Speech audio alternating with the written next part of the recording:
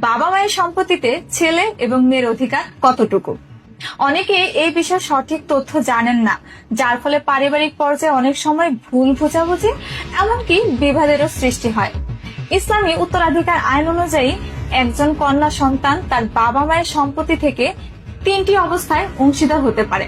এর মধ্যে প্রথম অবস্থাটি হচ্ছে যদি মৃত ব্যক্তির শুধুমাত্র একজন কন্যা সন্তান থাকেন এবং কোনো পুত্র সন্তান না থাকেন, তবে সেই কন্যা একাই মোট সম্পত্তির অর্ধেক পাবে। আর দ্বিতীয় অবস্থাটি হচ্ছে যদি মৃত ব্যক্তির কোনো পুত্র সন্তান না থাকেন কিন্তু 2 বা ততোধিক কন্যা সন্তান থাকে, তবে তারা সবাই মিলে মোট সম্পত্তি 3 ভাগের 2 ভাগ পাবেন। এই 3 ভাগের 2 ভাগ সম্পত্তি যতজন কন্যা থাকবেন তাদের মধ্যে সমানভাবে ভাগ করে দেওয়া হবে। আর সর্বশেষ তৃতীয় অবস্থাটি হচ্ছে সবচেয়ে পরিচিত। যদি মৃত ব্যক্তির কন্যা সন্তানের পাশাপাশি পুত্র সন্তানও থাকেন, তাহলে উত্তরাধিকারের নিয়মটি বদলে যায়। এক্ষেত্রে প্রত্যেক পুত্র কন্যার দ্বিগুণ অংশ পাবেন।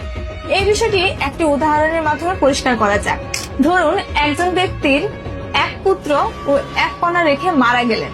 এক্ষেত্রে তার রেখে যাওয়া সমস্ত সম্পত্তি মোট 3টি সমান ভাগে ভাগ করা হবে। এর মধ্যে 2 ভাগ পাবে পুত্র আর 1 ভাগ পাবে কন্যা। আর যদি 2 পুত্র ও 1 কন্যা